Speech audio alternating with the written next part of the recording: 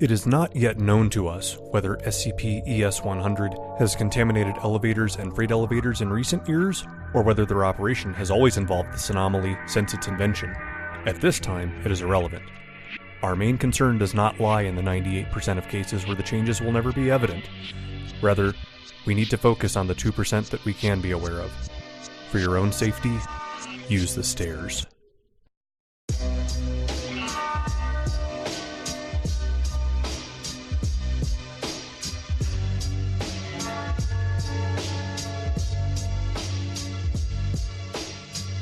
A medical study run by Duke University says that climbing even 2 flights of stairs a day can lead to 6 pounds of weight loss over a year. Furthermore, a recent study at the University of North Carolina indicated that Duke sucks.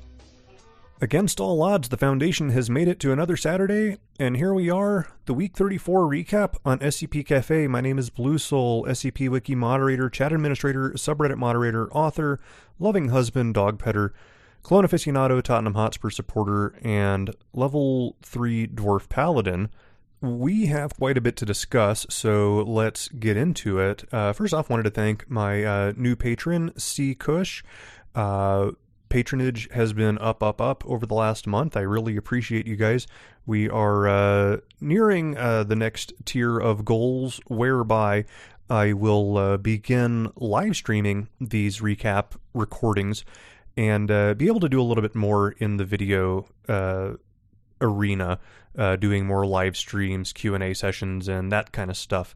It would be cool. The trouble I'm having right now is my internet at the house is just too damn slow to really facilitate that in a way that I'm not miserable.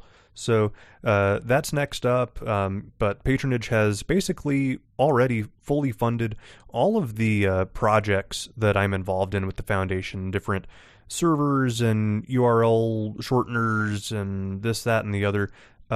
It adds up to quite a bit of out-of-pocket costs, and that's all been totally defrayed by you guys. So I really appreciate you, and as a small token of my appreciation, I'm going to do a little giveaway here. I sort of teased this in the SCP Cafe IRC channel yesterday that I am going to be giving away a 1 of 1. I'm going to do some custom apparel. In particular, I am going to give the winner of this the opportunity to basically choose one design from the Sunny Clockwork collection and put that on a t-shirt in a color and size of their choosing. The resultant item, I can pretty well guarantee, will be the only one of its kind on the planet. So this was, I think this is going to be pretty cool and pretty fun. Going to work with whoever does win this and hopefully come up with something they really like. So the winner of this, well, that was quick, wasn't it, is JC, a patron at the $5 tier. The way that all these giveaways work, basically, at higher tiers, you are entered into these giveaways additional times. So at the first tier, you entered in 1 time, the second tier 2 times, third tier 3 times, and so on and so forth. So JC did win this opportunity. I will be shooting them a message, and we're going to collaborate on this a little bit and hopefully come up with something really cool. I will be posting pictures of whatever we come up with, and I think this is going to be a lot of fun. Elsewhere in bonus content land, I will be doing sort of a one-off episode of sorts where I tackle a rewrite. I was given permission by the author to rewrite their now deleted work, and we're going to do that over sort of a video format where we look at the existing work and try to take away the good elements and figure out how to give it a better chance of survival. I am tentatively aiming for Monday as the day to begin that. Whether it's all finished on Monday, I don't know. I kind of doubt, but I will more than likely start the recording on Monday anyway. On the wiki front, there will be a seminar this Sunday, August 25th, 3 p.m. Eastern Time, by site moderator and community outreach captain A Random Day. This should be really interesting. Further credentials, he has a co-write credit on a little something called SCP-3000. The seminar is how to write flash fiction skips effectively. This is something he's pretty damn good at. So this seminar will be taking place in the channel workshop on SynIRC. You can also see a link to that on the front page of scpwiki.net. Now on to the recap. Week 34 was a big week. It was a bloodbath. The last 3 weeks, there have been 19, and this week, 24 skips in scope. It has been, there have been a lot. There's been a lot of really good stuff, but it's also made for a lot of reading. But this week I have got it down to 5 plus a small boy of the week. So if you're waiting for the right opportunity to jump in and try to submit something on a slow week, I don't know what to tell you. I thought this week would be the slow week. Before that, I thought last week might be the slow week. As it turns out, I don't know what I'm talking about. I am nothing more than meat with eyes. But you guys seem to like hearing what I have to say anyway, so let's get started. SCP-4624, Mandatory Fun by Nameless Mediocre. And if you were wondering, yes, that is the title of a Weird Al Yankovic album. Now, the first thing you see on this article is a new thing. It is, well, you've got Containment Class Euclid. That's a little different. There's also some other stuff here. It says Disruption Class Vlam, which is from that song Black Betty, actually. And Risk Class of Caution.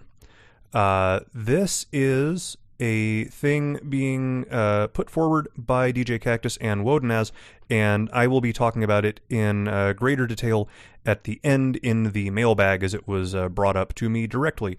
So for now, what we'll leave it as is the Disruption class has 5 grades from 1 to 5. The Risk class also has 5 grades from 1 to 5. These are both at a 2, so a low-ish likelihood of disrupting things on a wide scale or of causing significant damage or risk of life and limb, as it were. You also have a pretty big image of a guy in a business suit with a clip-on mic, and he's holding something in his hand, but there's some motion blur, so I can't really tell what's going on. But the caption reads that this is SCP-4624 at the time of discovery, prior to forcing 49 members of Site-19 staff to participate in a baking competition. Forcing them to, huh? Well, this is all quite interesting. We have about a paragraph's worth of procedures. All mandatory staff meetings held at Site-19 are to be recorded and reviewed for a potential preference in 4624 manifestation conditions. I think I get what that's trying to say. I don't know if that's the clearest way to go about it. I think we're trying to determine if anything about the meeting lent itself particularly well to causing a manifestation event. Further, in the event of one of these manifestations, attending members are to follow its instructions and avoid obstructing the completion of any requests it makes. We are appeasing this thing. During an appearance, audiences with sufficient MTF preference are to direct the skip's focus towards high-priority groups of interest. Then we have a strike-through here that said, including the creators of SCP-4624. So either we're no longer interested or we now know something that we didn't originally. So the skip is then described as an anomalous humanoid that has an as-of-yet undetermined chance of manifesting at mandatory staff and security meetings at Site-19. It appears in dress slacks, a button-up shirt, a clip-on microphone, and occasionally a suit jacket, but their physical characteristics are unique to each manifestation, and we do have another image to the right of this description, and it is a different human male. Upon appearance, they will be... every time they are excited and conduct a motivational speech. Afterwards, it will transport all attendees into a pocket universe via pulling the audience inside itself with numerous black amorphous appendages extending out from between the buttons of its shirt.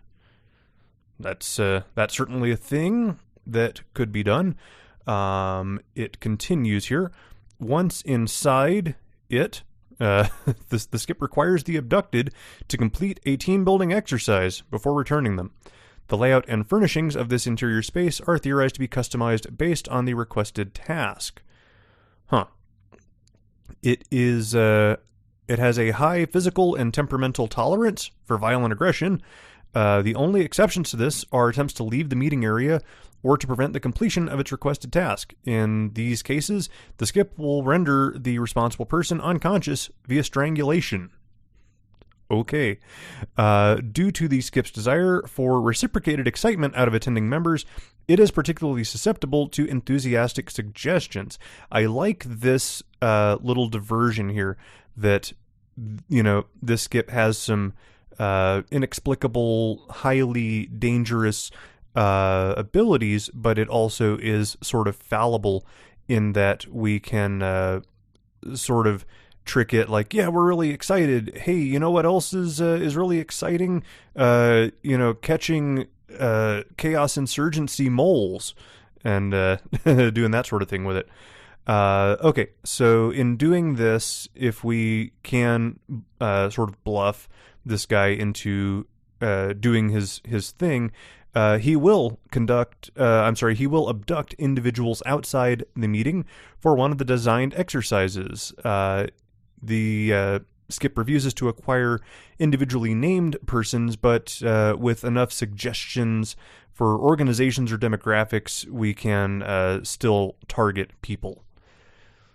It's an interesting thing all put together. When I was first reading this, I thought we were doing something along the lines of my own 004J, where we've got a buzzwordy guy, but there's a little more to it than that, and Stan from accounting definitely didn't have a pocket dimension, and definitely didn't have the desire or even really the ability to strangle people.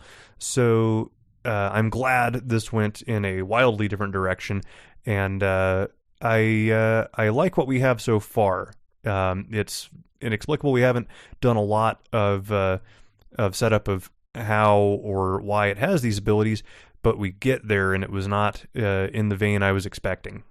So we go into a discovery log addendum here, and this thing initially manifested August 15th, 2019. Hey, that was only about a week ago. It manifested next to a senior researcher while she was giving a presentation. The entity acknowledged the resulting questioning from attendees as showing initiative but lacking enthusiasm before discussing what it learned in a 6-month-long African safari. Researchers performed tests apparently on the fly of the skip's interior, finding it to be composed of a mixture of Xerox brand toner waste, shredded paper with foundation letterhead, used redaction tape, and coffee grounds.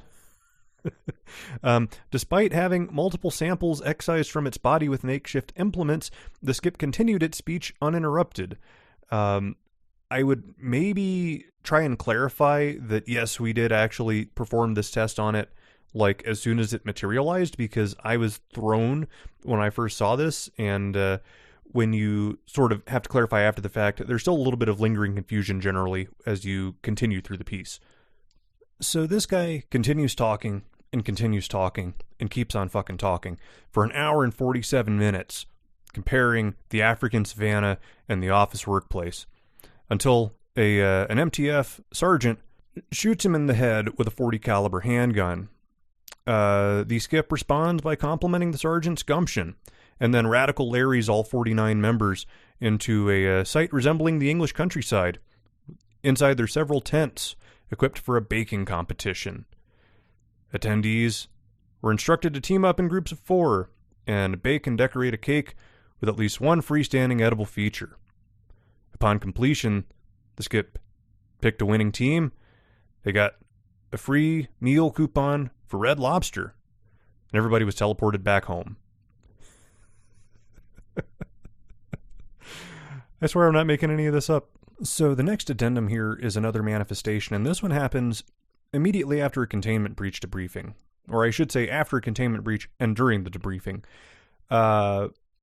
His manifestation is met immediately by groans from the 39 researchers in attendance. People aren't happy to see him. People have just died. They're still trying to process this. And The skip doesn't really get that, doesn't really get, grief or coping. And the research lead says, well, I know we all wanted to go home and cope, but animosity will not cause SCP-4624 to dematerialize any faster.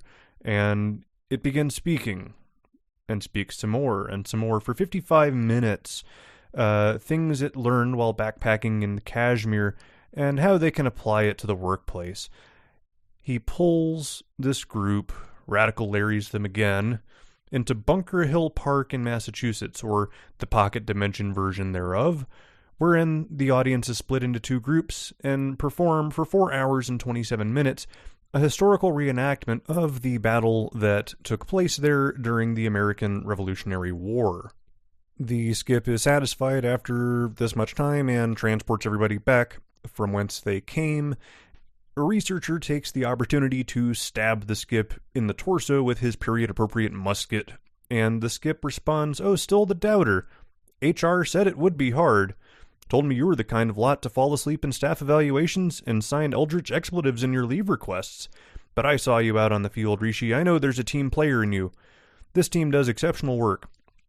I can understand how office birthday parties can be left unattended, except for those dedicated persons in HR when you have monsters to feed.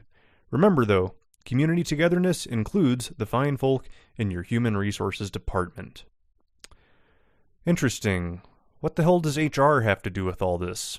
So we go into a third addendum, a recovered email that was marked for deletion and retrieved by R.E.A.D from a Tim Mascon at HR to an administrative listserv at HR with the subject, "We have a problem," and an attachment, "Productivity by the numbers.pdf."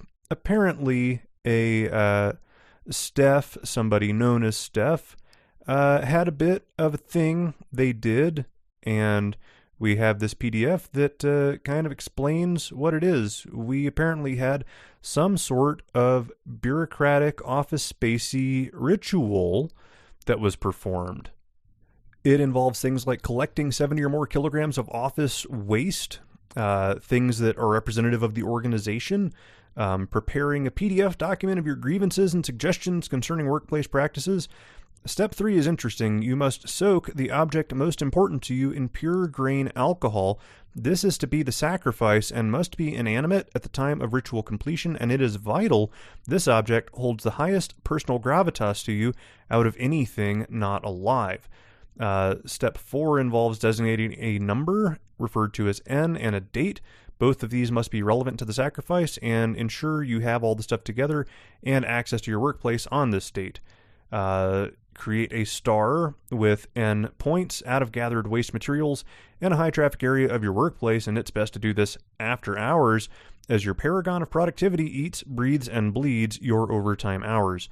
Now place N to the third copies of your prepared document in the center of your ritual area, and feel free to use digital media for this as modern thaumaturgy is USB 3.0 compatible. Finally, position the sacrifice atop the copies and set it aflame. If your sacrifice burns black before vanishing, you have succeeded and can expect your results in exactly 3 work days. So we go to our last addendum, a disciplinary hearing, and we have a preface here. The below was sent to Site 19 department heads after an audit of HR. This audit was prompted by the discovery of the remains of a 12-pointed star made of office waste in the HR main lobby carpet. The identity of POI 4624 was discovered after connecting the excavation of the grave of Anthony Mullard, born February 20th, 1995, deceased August 12th, 2007, to junior manager of HR Stephanie Mullard. That's a pretty good punch. I really dig that. So that also gives you plenty of room to figure out what exactly happened, because he first manifested on 8/15/2019. Anthony was deceased 8/12/2007. This marked 12 years after his death, and so a high personal importance, and then 3 days passed, the ritual worked. So this lady exhumed and burned the corpse of her son to create this workmunculus. It's fucked up. So the disciplinary committee decided to dock the HR director, Tim Maskin, 1 month's pay and demote them. Stephanie Mullard, for her part, has been amnestized, her contract terminated, and we're going with a cover story of blunt force trauma-induced amnesia caused by an automotive accident to explain her 8-year gap in memory. The grave site of her son has been restored to its original conditions prior to her excavation of the corpse within. This includes the implanting of a donor cadaver until the remains of Anthony can be located. Any attempt to confront Miss Mullard concerning the skip will be met with similar disciplinary measures.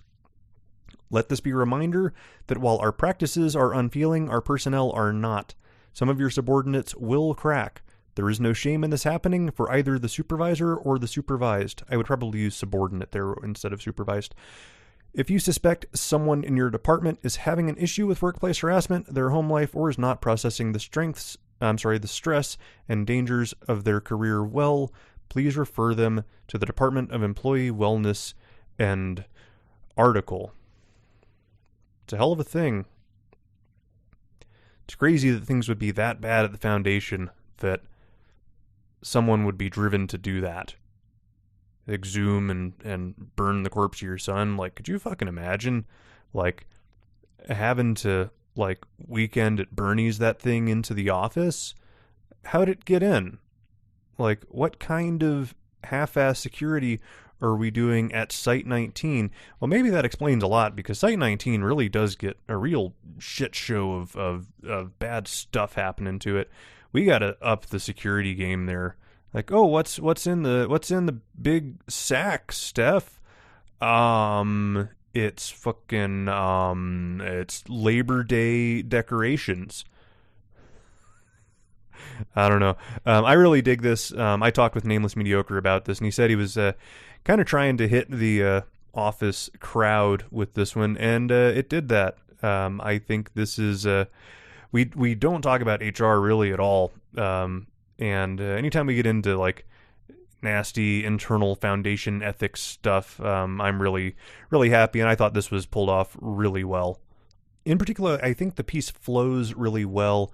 The way that we go back and get into origins of the skip is, I think, really cleverly done, and all of the loose ends are neatly tied up by the time we're finished.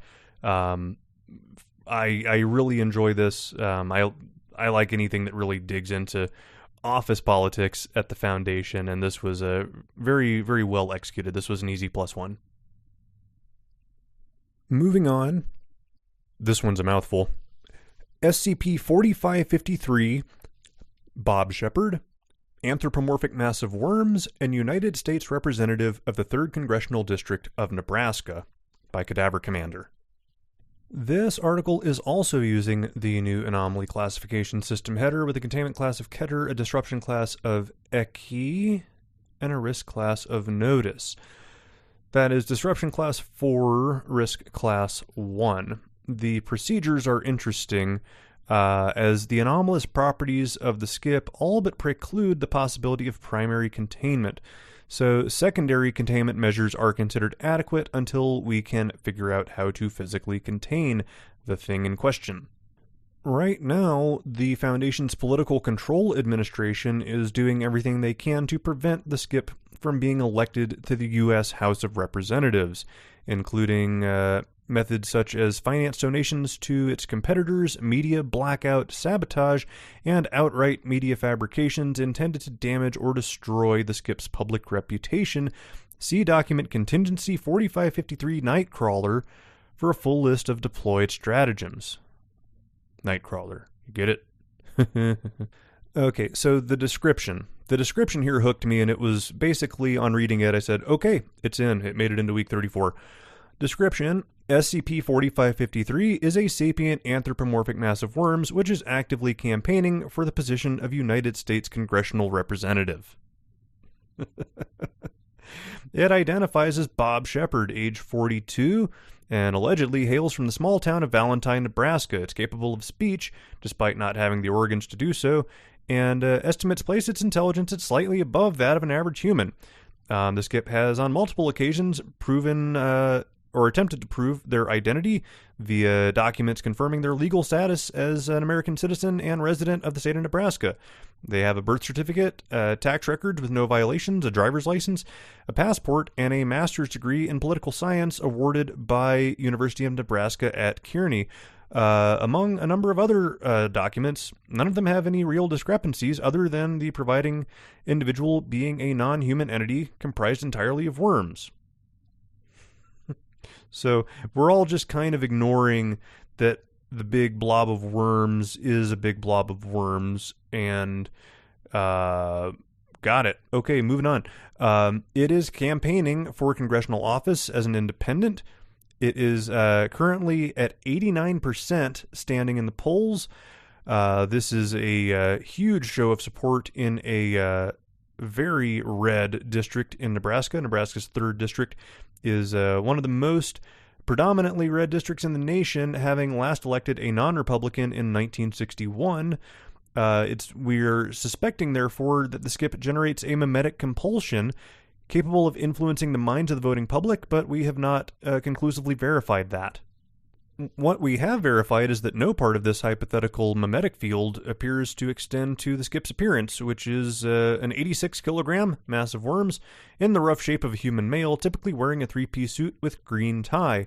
Its intended constituents, colleagues, opposition, and friends all recognize that Bob Shepard is a mass of worms, but don't consider that to be a negative or even particularly relevant. Both supporters and critics of the skip treat him as human, while simultaneously observing and comprehending its composite, vermiform nature, that's a $10 word there, with no apparent cognitive dissonance that would ordinarily arise from such a contradiction. We have interviewed some Nebraskan citizens as an attempt to study its effects on the human mind, and we go into an interview log.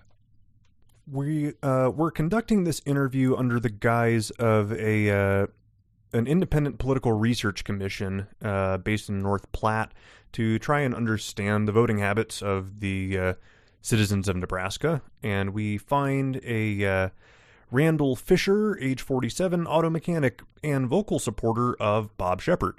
The dialogue in this piece is fantastic. And just to hit the high points, they have been a lifetime Republican. They have never voted outside of the party, and they've been very active in voting since the age of 18. They voted in every election for president, governor, senator, and representative. So altogether, probably a few hundred candidates for public office that they have voted on. And they are a member of the 3rd District and are 100% voting for Bob Shepard because he is the man we need. And our agent says, correct me if I'm wrong, but Shepard is listed as an independent candidate, right? Not a Republican. To which Fisher says, well, hey, no one's perfect. Nah, he ain't a Republican, but if I'm being honest, he's about the closest thing we've got to an actual Republican candidate, even if you don't fly the same colors. Our last guy was a damn disgrace, and I'm sorry to say I lost a bit of faith in the GOP around here after that. All that sex scandal nonsense, disgusting. Can't believe I ever voted for that pervert. The fellow they're putting up to replace him ain't hardly better, just some damn stringy-looking lawyer from Omaha. Bob, though, well, he ain't GOP, but I think he's what our state needs all the same, labels be damned. Fisher does comment further in here that, yeah, he's aware it's that the guy is worms. He's got a good head on his shoulders. It's sort of purple and squishy looking, sure, but good all the same. We go down. Basically, apparently, Shepard is running on a campaign to sort of improve infrastructure, and it makes sense to this guy. You know, we got to make some tax hikes to, you know, build over old rusty bridges and all the stuff that nobody really wants to do because it's not sexy, but, you know, sanitation department funding and so on and so forth. And Agent Rollins says, now, you're aware of the fact that Bob Shepard is quite obviously a person-shaped mass of worms in a suit, right? The man is worms. He's entirely made of worms. And Randy Fisher, in response to this, kind of scoffs and folds his arms. Well, yeah, but, I mean, hell, I said before no one's perfect, didn't I? Shit, I'm an ugly son of a bitch, too. That don't mean I'm bad at my job. I don't see how it has any bearing on his policies. The man talks sense, even if he doesn't exactly have a mouth as far as I can see. Doesn't bother you at all that Bob Shepard isn't human? And Fisher gets very offended at that. So just because I'm a Republican, I didn't vote for that pencil neck city boy Obama doesn't make me some kind of racist. I care about a man's thoughts and deeds, not his flesh. I get that Bob Shepard's a bit different from the rest of us, but calling the man inhuman, that ain't just discriminatory, it's wrong. He gets real mad. It's real mad at the insinuation here. And we just about end it there. We talk about, outside of this interview, how physical containment of the skip has not worked. The anomaly has a secondary effect. If removed from its native environment and placed in Foundation custody, the skip loses its anomalous properties. It falls apart into a big pile of worms. And we have a footnote here describing the worms, chiefly comprised of earthworms by mass, but there are also specimens of other terrestrial worms, parasitic worms such as tapeworms, marine worms such as polychaetes and flatworms. It is unclear how these worms are able to sustain themselves as part of the skip's body, as a majority of these species are without their usual food sources. So, all kinds of worms in this man. Big worm man. Now, apparently, at some point in the operation, the Foundation said fuck it, and tried to put a bullet in Bob Shepard's head, and that didn't work either. It just did the same thing. It falls apart into a pile of worms. The skip reconstitutes somewhere else and doesn't indicate that it has any memory of these destruction events, or the process by which it occurs.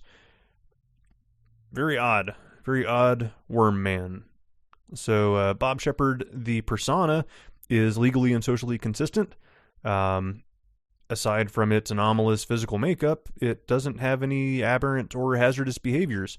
Its life history is very plainly documented from birth in 1978 to present. Outside of it being a mass of worms, it's indistinguishable from any other well-behaved citizen of the U.S. The campaign platform is consistent. It does not appear to represent any overt threat to American society or consensus normality at large. Really, the only thing wrong with him is he's worms. What's so wrong with being worms? So we have an addendum here, a very stirring campaign speech from August 3rd, 2020 in Omaha City Hall. It's a great speech. Cadaver Commander did an awesome job, to the point that the comments are full of things saying, I would vote for Bob Shepard. So, well done, Cadaver Commander. You may have some skill at political speech writing. If that's interesting to you, you may want to get involved in local politics, because this is good. I mean, you got to find somebody that's interested in doing these unsexy things like straightening up the sanitation department and, public works and all of that fun stuff. One interesting thing in here is that the skip apparently has a wife and 2 kids. They're all not worms. They're humans. And this is like Octodad runs for president, kind of. That was the first thing I thought of, and I was not alone in my assessment in the cafe chat. But yeah, this is a very good speech, very good political speech, and we the thing ends with a standing ovation and thunderous applause. And to date, all Foundation initiatives to fuck with Bob Shepard have not worked. He currently stands at 89% in the polls. We have tried to discredit the skip on the basis of its plainly observable wormness, and shit hadn't worked. This has been decried by the majority of the voting public as bigoted or racist. So see document Nightcrawler for best case follow-up operations in the seemingly inevitable event of the skip's election to the United States House of Representatives. End article. We leave a lot unsaid. We leave a very important question unanswered, and that was quite intentional. We ask if the skip has a mimetic effect, and I think, this is a death of the author moment, but I think the answer is no. I think it's one of those that the idea is just that the candidate has a very sensible, accessible platform. They have a very, well put together thing that they're running, and people like it, and I think the intention is simply that straightforward. That yeah, he's a big mass of worms, but he's our big mass of worms, and he's doing great doing great work, and we'd love to see him represent us out on Capitol Hill. This was an outstanding work, significantly bolstered by really, really solid dialogue, both in interviews and in the political speech. Really, really well done. Knocking on the door of plus 100 at the time of recording, and very easy plus 1 from me. Moving on now. Hey, it's a Tanhoney skip. Who'd have seen that coming? If you got the feeling that Tanhoney's been everywhere lately, you're right. Tanhoney in 18 days wrote 15 articles. So statistically speaking, they were going to get represented a few times. In fact, they have made 5 appearances in the last 3 episodes of Cafe. This one is SCP-4395, titled That Contagious Thing. Now, this one has no images anywhere to be found in the piece. It also has an object class of Safe for Public. This was something that I said, huh? And then I noticed our next line does not have containment procedures. There are special reintegration procedures that note that in accordance with the Pseudo-Human Rights Act of 2013, 4395 was declassified and released back into the public on September 13th, 2013. Given that no such act passed in 2013, we can assume we are dealing with a foundation in an alternate universe. Further, in order to prevent her anomalous properties from bringing harm to civilians, we have devised some procedures enacted by the Reintegration Committee. The skip is to wear a personalized temple obfuscation suit at all times when in public. The only occasions in which the skip is permitted to remove it is for personal grooming purposes, and they are to be completely alone on those occasions. The suit itself is designed such that other bodily functions are handled without needing to take it off, so removal of the suit is not authorized for these purposes. And in order to prevent observers from creating a definitive image of 4395 in their minds, a gelatinous outer shell on the suit is to change shape to a random setting every 3 hours. Note that this change of shape is aesthetic only and does not affect the actual functions of the temple obfuscation suit. 4395 is to meet with Reintegration Officer Miter, we'll go with Miter, M-I-T-R-E, once a month in order to monitor her progress. Interesting.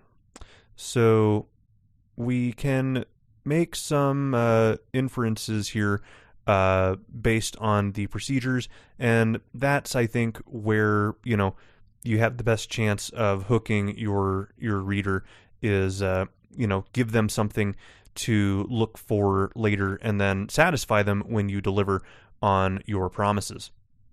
4395 is described as 22-year-old Olivia Coltman, whose image has a negative anomalous effect on any organisms that visually observe her. Upon doing so, they will assume a form matching that of 4395. In cases where they already look somewhat similar, this doesn't present a significant problem, but in cases where the organism has significant aesthetic differences or an entirely different bodily configuration, death is exceedingly common due to the redistribution of mass that occurs. So that's problematic. You look at this girl and you start to take her shape, which is not great for me. It's even worse for things like a small child. In fact, the recovery of this skip hinged on an incident at the Blue Water Falls Elementary School. This resulted in the deaths of 6 teachers and 8 students and required substantial plastic surgery on a further 52. It's gritty. The remainder of the article is a meeting log between this reintegration officer, Miter, and our skip. We have further logs available on request, and so on and so forth. What's really compelling with this interview is how sort of quiet it is. There's a lot of pausing. There's a lot of sort of awkward conversation taking place. The skip notes that she gets a few funny looks when she walks down the street, but that might just be because of this, pointing at the general direction of her suit. And Miter says, yes, I understand. Have you been keeping a low profile? And there's a pause. She says, are you listening, Mike? I look like a goddamn deep sea diver, and people are extra wary of suits like these now after, you know. And Miter responds, the Queen's Massacre. This is a link to SCP-053, Series 1 crosslink that's pretty well executed, because now you can place that in this alternate foundation and still have it make perfect sense. So in response to the Queen's Massacre, the skip says, can we not talk about that? At the 3-hour mark, the obfuscation suit's outer layer changes shape, and apparently there are antlers on this particular form. And Miter inquires about that, and the skip says, you know I don't get a say in this. It's not the most convenient thing in the world, you know, walking through doors when I end up with something like this. I get why, but even the other suits don't change like this. Miter says it's necessary for you to live in public. And she goes, and what a life it is. When do you think someone last saw my face? It's been years, I think. One of those prisoners you'd bring in front of me now and then. And she goes, with your condition, you could probably look at me no problem. From what you've told me, you probably don't count as a living creature anymore. And Miter says, probably I could, yes. And the skip's surprised, oh, there's a pause. Miter says, but I'd rather not risk it. Oh, okay. Sorry. Yeah, it's no problem. Don't worry about it. So, is there anything else you need to tell me for this month? Skip says, no, I can't think of anything. Miter says, all right. Same time next month? Yeah, same time next month. We end the log there. In an attempt to boost morale, Reintegration Officer Miter sent a box of chocolates to SCP-4395's residence following this meeting. End article. This is a really sad, beautiful story. Tanhoney had, I think, 5 entries in scope for this week. I liked this one the most out of all of them. The reason being, what we do here in this dialogue is, you know, we have this very a very morally gray situation that we're, you know, everybody's kind of doing the best they can, but everybody's miserable in the process. This is the sort of thing that in this alternate universe foundation, where they are part of the public discourse, if they have an obligation to try and rehabilitate and restore anomalous humans to society, it's these really ugly situations that must necessarily take place every so often.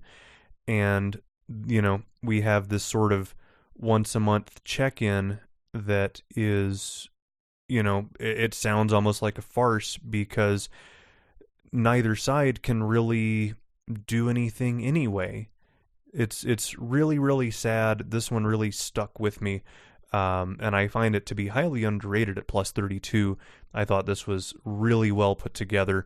You don't need any of this backstory for it to make sense. I guess part of the score might, you know, the knock against it would be depending on your feeling about these alternate universe foundations. There were a few of those in scope this week, and I don't mind them. I thought about doing a whole canon along these lines where the foundation is, you know, they're as common an organization as, you know, your local, you know, bug guy, your local exterminator.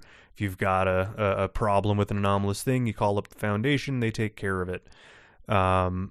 This feels like it's along those lines where the foundation reintegrates anomalous humans into society.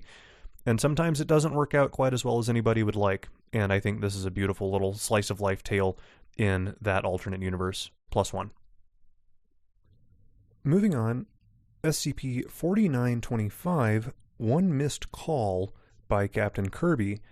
We have an object class of Euclid and an image of a fairly old iPhone. This is somewhere in the first 3 generations.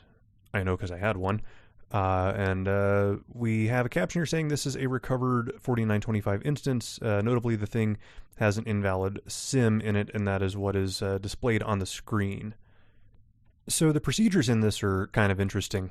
A cost-benefit analysis run by the 4925 containment team has deemed that due to the innocuous nature of the anomaly, active containment is not necessary. Designated personnel are to continue using aliased email addresses to send emails to Heather Hutchins, indicating that she may receive an important call. Kind of weird. I saw Kirby in a channel trying to figure out how to best word that containment is not strictly necessary. I should have said something. I don't like in general that we're not in the business of containing things. It's kind of our job. It's kind of what we do. But it's one of those, when you do something like that, that is very much, you have to justify that later on in the work, because that's a pretty significant deviation. We've contained far less interesting things with far greater prejudice. So the skip number is the collective designation for all cell phones that have manifested or will manifest in close proximity to Heather Hutchins, herself not otherwise anomalous. These instances are all iPhones of varying make and model, capable of making and receiving calls despite containing invalid SIMs. These instances always appear while ringing. When a call from one of these is not answered, another one will manifest within 5 meters of Hutchins. These instances appear most often when there is not a cell phone within 5 meters that is turned on, has ring is set to ring instead of in silent mode, or has do not disturb on, or has GPS tracking enabled. All of those things will presumably be the case with the new phone. So, if it is answered, an unknown entity designated as -A will respond. They appear to know everything about Heather Hutchins, including her current location, daily activities, and intimate details about her personal life. There is a bit of a lie by omission going on here. I get why they did it, but we'll continue. Our discovery log is... It has a little bit of a reason for being here. AT&T embedded agents within it found a series of unknown, untraceable calls being sent to a single location. These were localized around Heather Hutchins, then a student at University of Michigan. Individuals close to her, such as her roommate and peers, indicated that she exhibited a significant amount of stress and anxiety when answering these calls. So we go to an addendum, an interview with an agent who is undercover as a school therapist. So in this interview, Hutchins is confused because she does not recall requesting a meeting. Our agent asks her to turn her phone off. She expresses some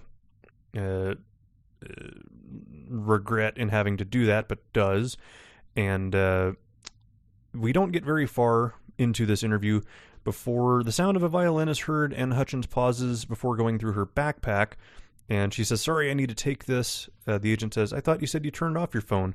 And she goes, "Must have forgotten my extra," and takes a phone out of, I think this is supposed to say out of her backpack. What it actually says is Hutchins takes a phone out of her back and answers the call.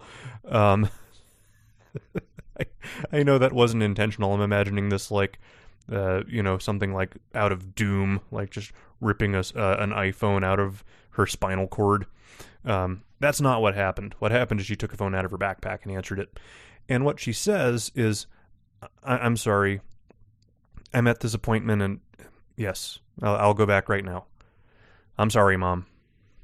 She stands up and puts her backpack on and says to the agent, "I have to go. Sorry for wasting your time." And then picks the phone back up to her ears, says, Right, I'm leaving now. And the interview ends there. Ooh. So we have some addenda here, some further calls that were recorded, and these were all ones that were received by these 4925 phones. Dash A is apparently very nearly omnipresent, but not quite. Doesn't quite know the details on everything, but knows more than a total stranger would. She asks, we're assuming this is somebody that is at least, if not her mother, has information akin to what her mother would have. And this Dash A says, "What are you doing? Why didn't you answer my first call?" And Heather says, "I'm sorry, my phone ran out of battery." She goes, "Why didn't you charge it?" I forgot, sorry. I'll charge it when I get back to my room. She says, "You can't be so forgetful all the time if you're going to survive on your own. Are you at least studying while you're out?" And Heather goes, "I'm getting dinner." "Does it take you an hour to eat? How are you so slow? You can't do 2 clubs, research, classwork, and take an hour to eat." And she goes, "I know, I'm sorry. I'm heading back soon. It's only a 20-minute walk." It's 20 minutes. Where'd you go? And she goes, "Chipotle." Dash A goes, "Why are you off campus when I bought you that meal plan? Do you want to be on your own for meals? Just say the word and I'll stop paying for it." Hutchins says, No, I'm sorry." Dash A says, "That cafeteria is right next to your dorm. No excuse to take an hour to eat. No excuse." Dash A is not a pleasant woman. That's my thoughts on the situation. The other 2 logs are also along these lines. The one that's interesting here is apparently Dash A can see Heather in some way, and says, "Is that really what you're wearing? You're showing far too much skin. You look like a slut. Those barely count as shorts, and I can see your bra strap." And in the midst of the butts, she, just getting overridden. That women can't focus on studies when boys are drooling over them. Your grades are far too important. Phew. This third one says, "I'm deeply disappointed. I saw your mid-semester grades. A B in differential equations? That class is supposed to be easy." Now, I am a reformed engineering major. Differential equations is the great breaker of dreams and hopes for engineers. So don't misunderstand. If you're an engineering student and you're at or about a B in DE, keep it up. You're doing awesome. Anyway, back to this. Dash A says, "I knew you shouldn't have joined the drama club." And Heather goes, I just had the one bad homework. I'll get it up." She goes, "Yeah, you better. You're not allowed to go to your clubs until you get that back up to an A." So, real helicopter mom shit going on here. And she's talking about this boy that she's hanging out with. I'm not paying $28,000 a year for you to play pretend and hang out with someone named Daryl. You're going to be a goddamn engineer and you're going to study like one. Heather says, "Fine." He says, "Fine what? Go on. Be specific." Hutton says, "I'll quit the club. And I'll stop talking to Daryl." Well, there we go. Just don't forget, I'm doing this for you, honey. Your mother knows what's best for you. So the comments in this article, this is not something that I had to deal with, thankfully. My parents were super supportive, even probably more than they should have been, because they supported me through some dumb decisions. But this apparently really struck a chord with a number of people. Like, they expressed some real, nausea and anxiety reading these transcripts. So, very well done for striking that tone really well. So our final addendum here is where we investigated Hutchins' family. Her immediate family consisted solely of Daryl Hutchins. Her mother, Agnes Everson, had divorced from Mr. Hutchins 2 months prior. She died April 12th, 2017, in a car accident while leaving a voicemail on Hutchins' inbox. We have a transcript of this voicemail, and Mrs. Everson has run a red light and is rambling, and explains that, apologizes because she's rambling and drunk and driving. Pick up your phone. Shit!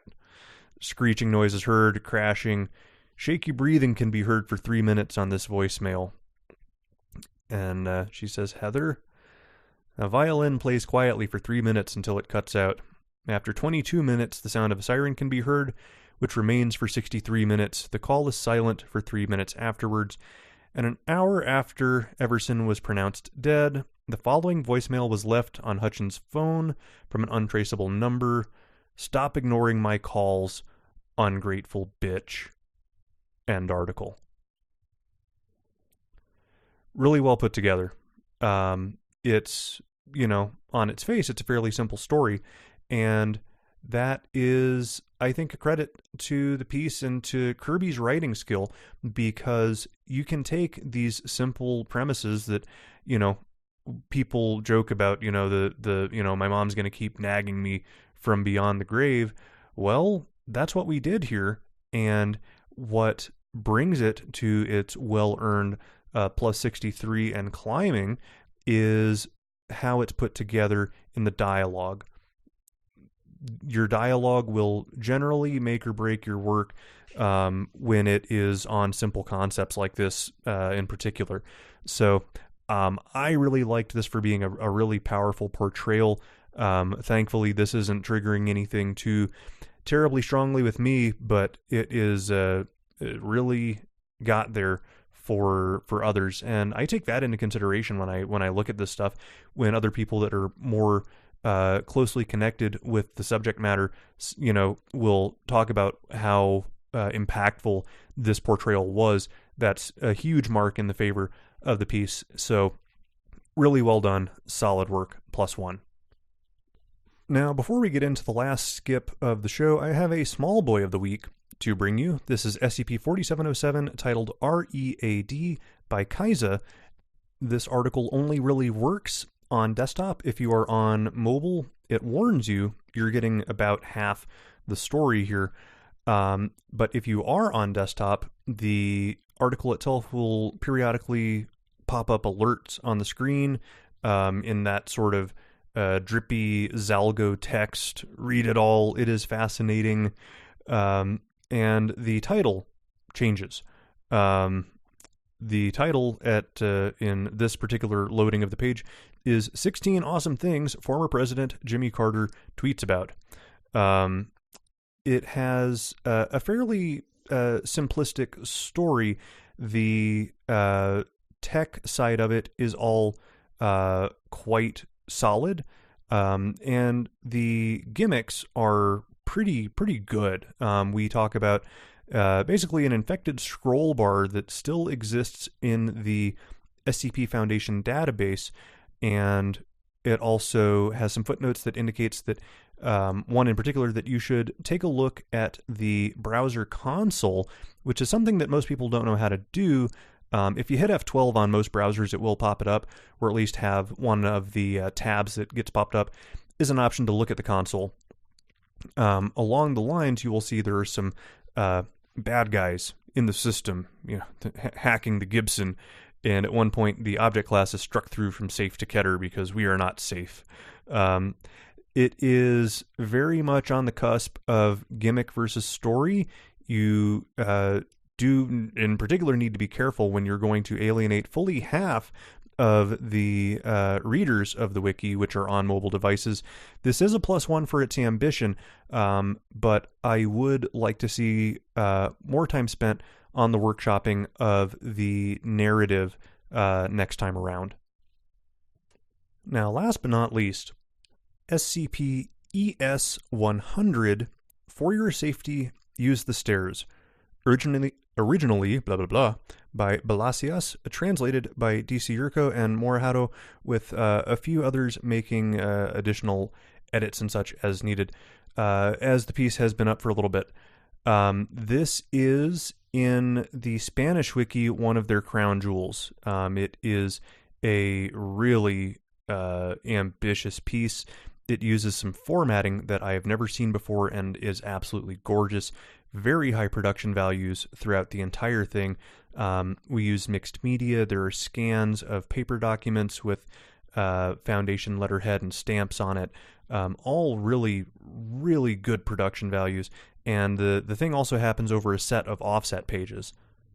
Now, across all of those offset pages, this thing is quite lengthy. I debated giving this the long boy treatment because it is really involved, and more to the point, you do really need to work with this thing directly to see all of the new stuff, and also because there is a password protected offset that is pretty cool and does require you to have been paying attention throughout the piece. I've never seen that before. All of the password fields I've seen before would take anything and just let you go on through. No, you got to have the right one this time around. So really fascinating stuff, and we're gonna get into it and try to touch the high points and keep it at least somewhat to a reasonable length of time.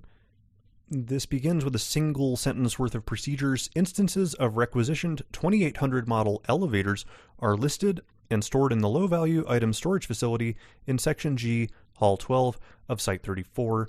And we have an update saying that we have a single instance of this installed in an experimental area for testing. Sublevels 3 through 12 of Wing D of Site 34. Site 34 is apparently quite large. We are only keeping it in operational conditions during the course of testing, and it must be replaced by a new instance after an investigation cycle not to exceed 20 days. Below that, we have a line break that says experimentation has been suspended indefinitely. We do note, I should note that the each of these little sections has little timestamps, who created them in universe and when the last update to each file was. So this original section of the procedures is by Dr. Ashworth, and at the top we have the displayed version that we're looking at, the level 2 version with 5 censored elements and a censorship supervisor, say that 5 times fast, named Dr. Fisher, and a note that says click here to view the level 4 version of this archive. We're not going to do that just yet. This actually exists in 3 levels of classification, which is super cool. The skip is described as a cognitohazardous effect that has tentatively been associated with Model 2800 elevators, freight elevators of the Black Box brand, during the journey between a home floor and a destination floor. Our current hypothesis is something about these elevators induces visual dissociation in affected people, so they're very confused about where they were going or where they came from, or any differences between the two, and it gets more intense with each new journey, and we think that prolonged exposure will result in additional cognitive damage, loss of the notion of time, paranoid psychosis, personality dissociation, and obsession with blue tonality, and lacunar amnesia, which is over my head. And these all tie to a fugue state caused by the skip's trauma. So this was written by Dr. Ashworth. The last update was 3-ish years later by somebody who has been redacted. We have a recovery log that we noted this first in 2007. An emergency call was made to the maintenance services of this black box company by a POI. It is assumed from the interior of one of these elevators in Valencia, Spain, and an investigation showed they were unaware of any anomalous properties, so we don't believe it was intentional. The production of these elevators was suspended. The Foundation requisitioned all of the elevator cabins in service of this Model 2800, which is no small feat, I'm sure. These are mainly in the Iberian Peninsula and in Latin America. So we replaced these with Model 3100 under the justification of a free joint urban renewal plan by this company and the state institutions of each region. So free upgrades for everybody. We have one update in this section that says that despite the fact that the last of the Model 2800 elevators present was withdrawn from circulation in 2008, an unknown number have not yet been acquired by the Foundation. It's believed that they are still around due to illegal secondhand sale and altered serial numbers. This poses a risk to the population. MTF Sigma 22 prey dogs currently maintain low priority active tracking for these elevators that remain outside containment. So this is also by Ashworth with another redacted last update. So we have two things we can do here. We have a section that says the following portion has been classed level 3, and then we have the one back up at the top that says, we can view the level 4. So the correct order of operations here is not really clear, but we're at the bottom, so let's try that. We hit the credential validation. You see a little percentage meter go on up, and it starts, loading a file, and we do get the level 3 version after that. And there are some significant, I'm sorry, this isn't the level 3 version of the file, it's a new portion within this file. So apparently our current access is sufficient to unlock it as it is. Our original incident happened when a POI took the elevator to the 4th floor in her family home's apartment building from the ground floor to the 4th floor. She made a call and sent 3 texts before reaching the 4th floor. The amount of time that elapsed in this was 5 hours and 26 minutes approximately. In a non-anomalous situation, this trip does not exceed 31 seconds. In this section, we have a link to a scanned copy of this report. This is super cool. I really love the look of this thing. So after this incident, we interview family members and acquaintances. We get absolutely nowhere with any of that. We do acquire her cell phone as well as her mother's. And further down the page, we have a message from the Countermemetics and Cognitohazards Division noting that the following images have been purged for safe observation.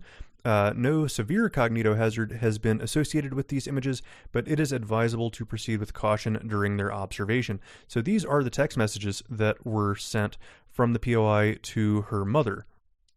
POI first tells her mom she thinks there's something wrong with the elevator at home. Can she go out and wait for her outside? And there's a picture attached, and the picture is a little glitchy. There's some weird stuff going on with it, but it is out of a hallway, a little dark, a little dingy, and it is another 26 minutes after that. The next message is sent. She says, I'm getting coverage again. I'm really scared. I think there's someone here. The elevator number doesn't work either. Mom, come now. The image is now a different hallway, far darker, far dingier, and still very glitchy. Now, we go into a call with this black box elevator company, their maintenance service, and the operator picks up the call and talks in Spanish, and we have this back and forth between the POI and the operator at this elevator company, and the POI sounds quite disturbed and quite crazy through most of this, which, given the circumstances, it's probably fair for her to be more than a little unsettled at the situation. As it continues, the POI makes more and more references to being watched from the blue or in the blue, and that refrain occurs more and more as we get to the end of this. We have one last image sent to her mom. This is now 2200 hours, 2210. The original was at 1823, so nearly 4 hours have passed here. And this message says that, where are you? Everything's in the blue. They're in the blue. Am I in the blue? Why don't you answer? This image is super glitchy. There's like this white and purple, very like decrepit hallway. A lot of, crazy visual artifacting going on in it. And we have an update in this section saying that we basically found one additional message, and this was quite a ways later, actually, and the message itself is gibberish, and the image attached is, you guessed it, very, very glitchy, of a hallway, and there's a silhouetted person at the end of it. So below this, we have an addendum saying that the project has been canceled for experimental trials, and the link is project cancellation reasons, and this goes to the first offset. The gist of this section is that Dr. Jerome Ashworth has been removed from this project due to a deteriorating mental and emotional state. beginning in 9/14/2007, and the dates become important.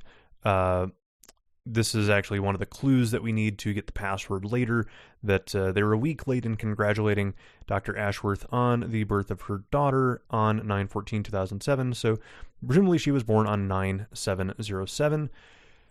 So this, we have a back and forth between these two, a congratulations and a thanks, and but then an email in 2008 on January 1st that is quite lengthy and quite sad, and trying to, hammer on the gravitas of this ES100 anomaly.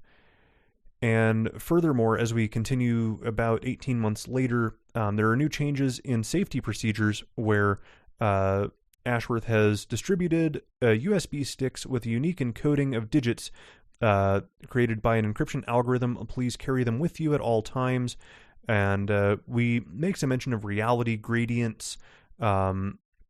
Basically, don't use them here for the time being.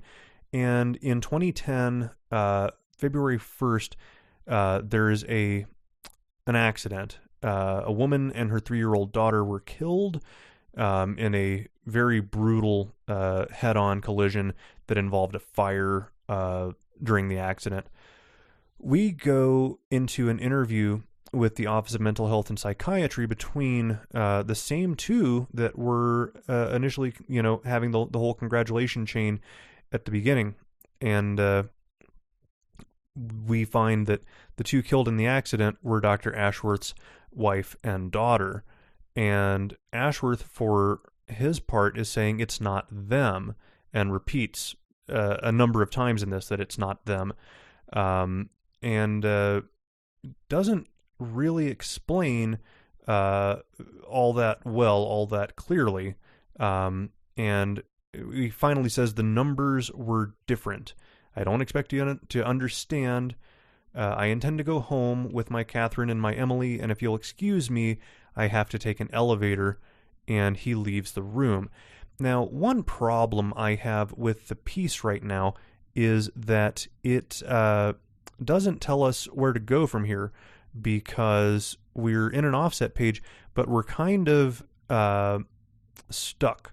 We don't have a way to get back out of this to the rest of the work, and that's unfortunate.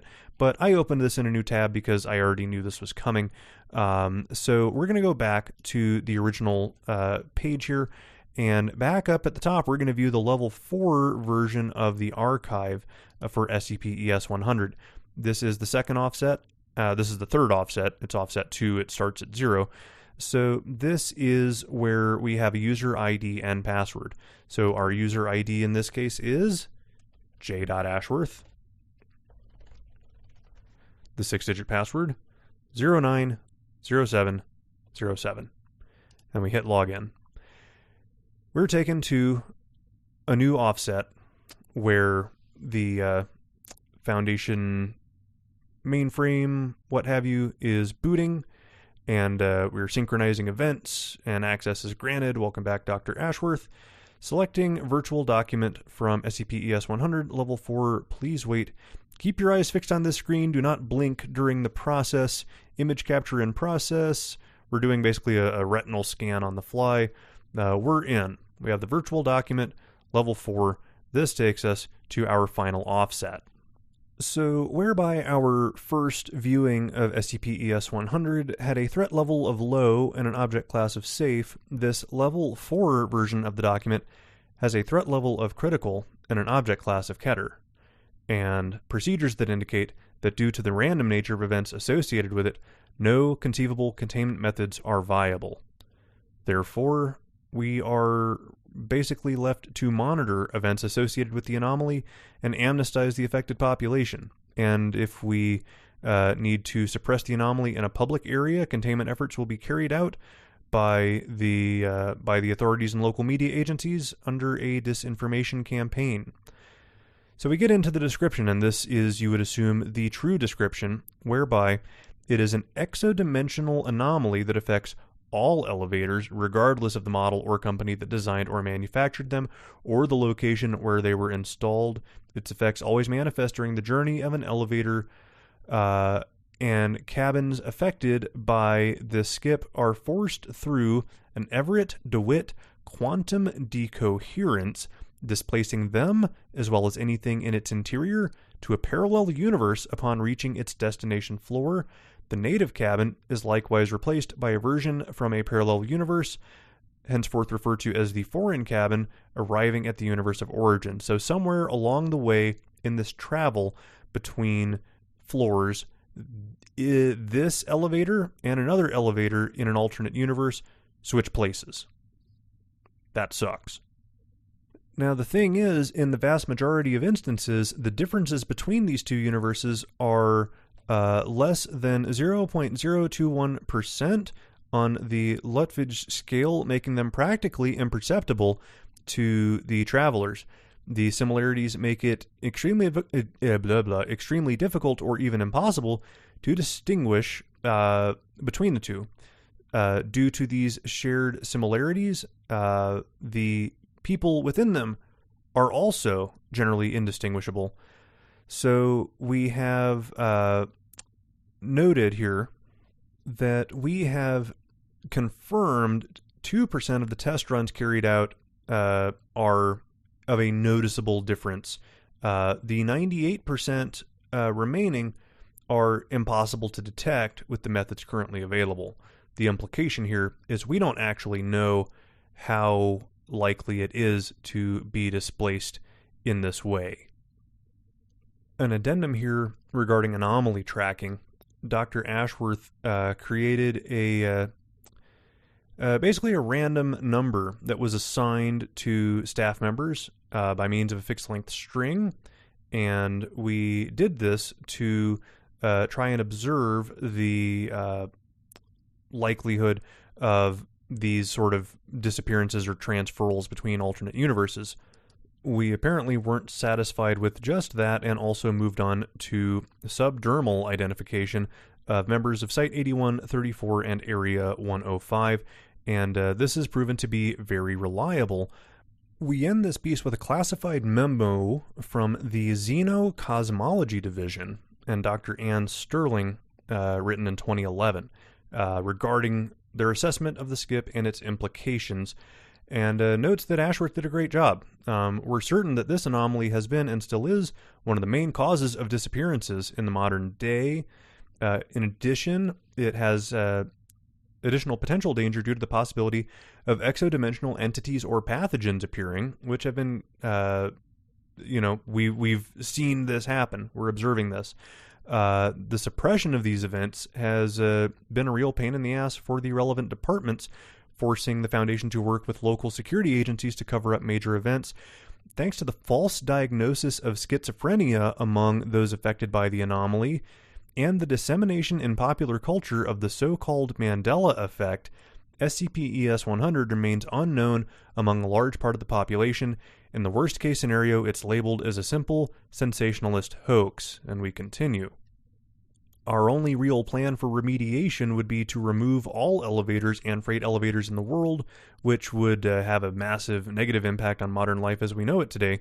So we are focused on seeking and funding alternative non-anomalous means to replace this technology, as the Foundation did in late 1991 with telephone booths. In addition, we have funded measures to reduce the occurrence of events by promoting healthy lifestyles and habits among the populations. Take the stairs, folks.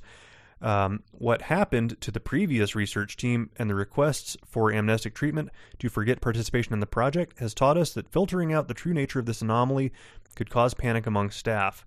I advise that for security reasons, all information should be concealed from outside personnel. This entails reversing the changes made in your report, retaining only the original information about this anomaly, and obviously erroneous information for level 3 or below personnel. It is not yet known to us whether it has contaminated elevators and freight elevators in recent years, or whether it has always involved this anomaly since its invention. At this time, that doesn't matter. Our concern doesn't lie in the 98% of cases where these changes are not evident. We need to focus on the 2% that are. For your own safety, Use the stairs. Signed, Dr. Ann Sterling, head of Xenocosmology, Site 34, end article. There are so many little Easter eggs and little rewards for paying attention in this piece. So much so that I'm confident I missed at least half of them because I'm not that smart.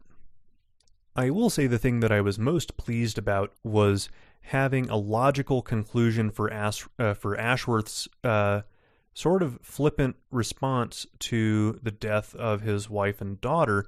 The numbers don't match. They are not his wife and daughter. They were from an alternate universe. And he ends that with, I need to take an elevator, assuming that he is going to get the hell out of Dodge and meet them, get somehow back to the original problem. Now, one interesting thing here, we're not quite done. A serious discrepancy has been detected in your credentials.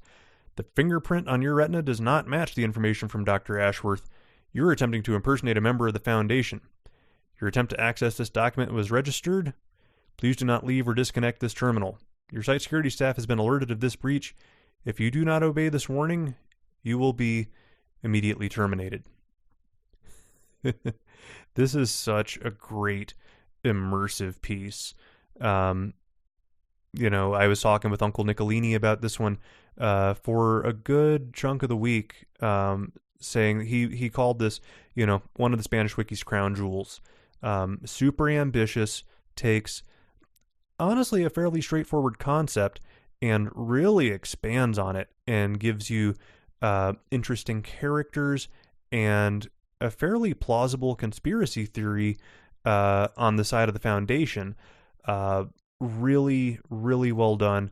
There are some occasional issues with the translation job that I made mention of a few of them to Uncle Nicolini.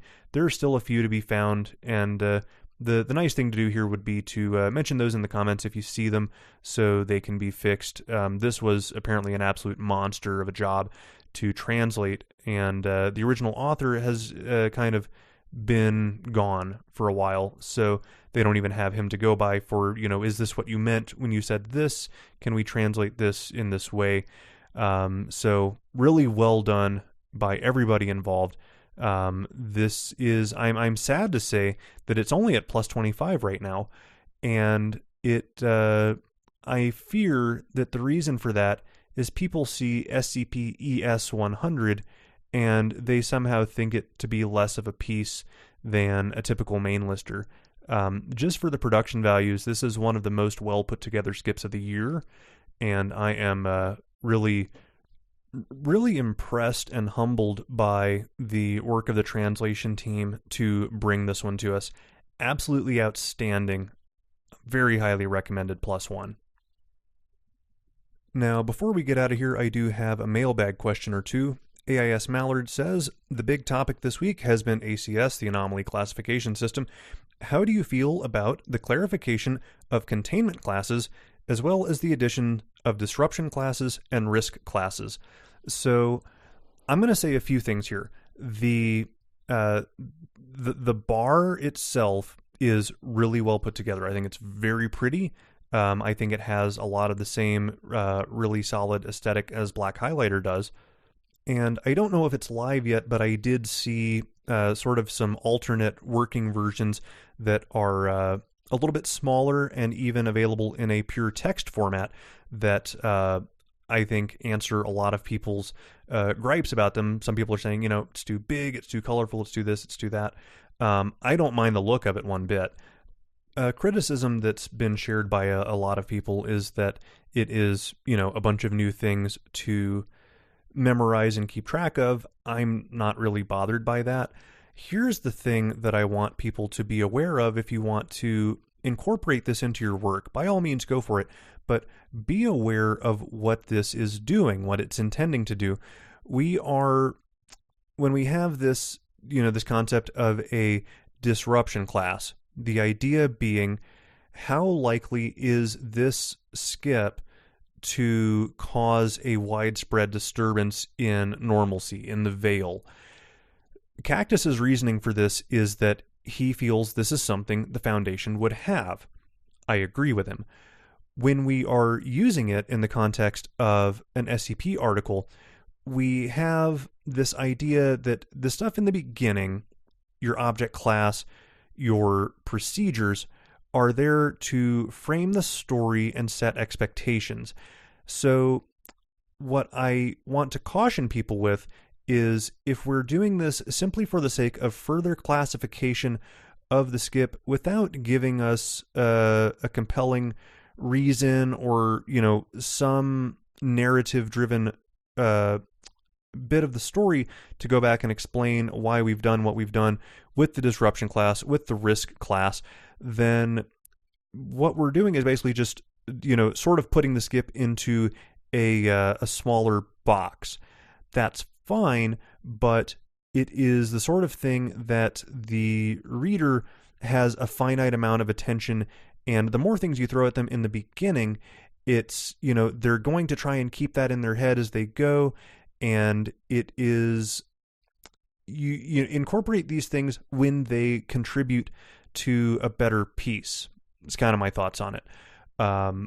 The object class itself, for me, is usually like the least interesting part of the work, to the point that I generally recommend that people go fill that in last when you write the thing, because the object class itself is, it's pretty vague, particularly when you have something like Euclid, which is, you've got a huge gamut of things in that Euclid class, to the point that it no longer really tells you much of anything about the skip, because we've done so much in that object class.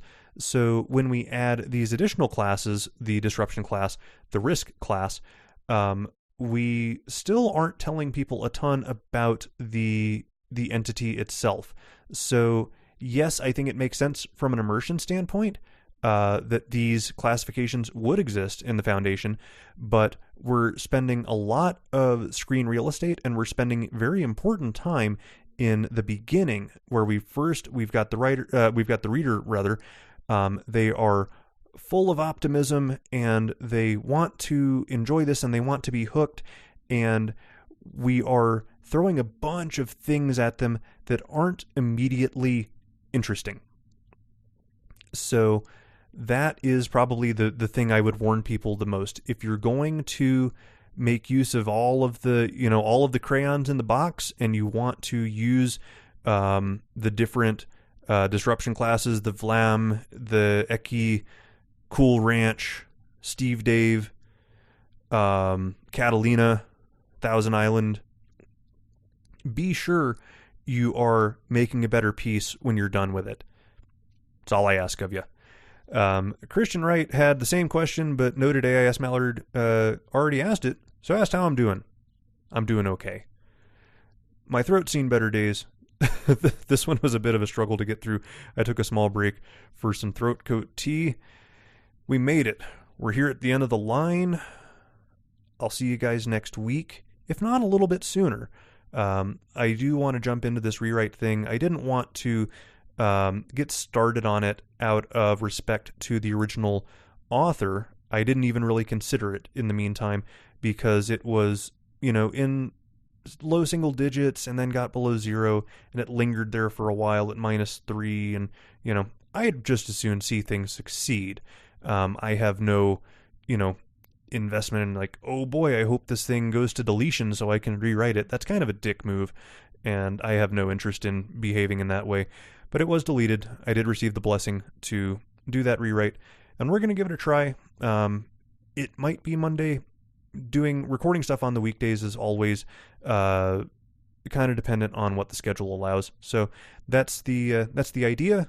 In any event, I will for sure see you guys for the week 35 show, August 30th. Until then, keep reading, keep writing, and I'll see you on the other side.